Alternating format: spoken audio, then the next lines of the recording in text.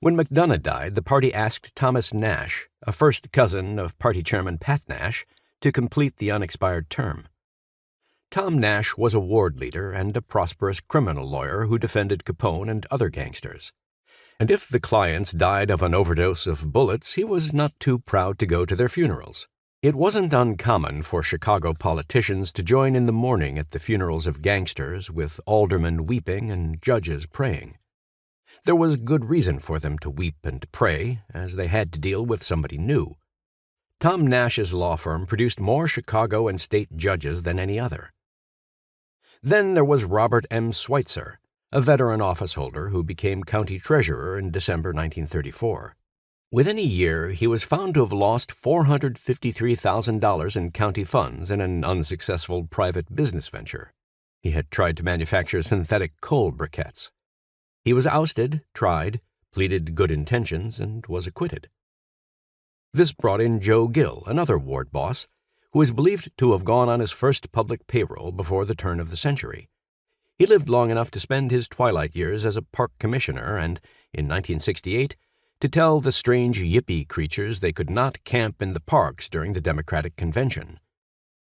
In 1936, Daley's big break finally came. Again, somebody died. This time it was an elderly state legislator, David Shanahan, who had been Speaker of the Illinois House.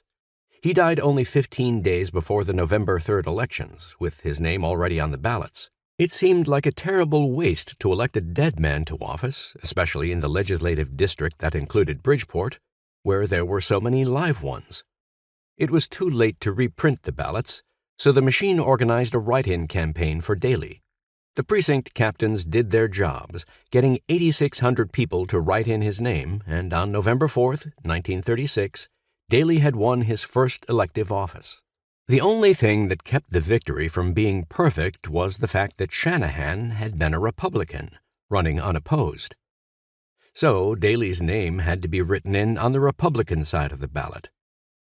Richard Daley was elected to his first public office as, of all things, a Republican. In fact, when he got to the legislature, he had to spend his first morning on the Republican side of the aisle.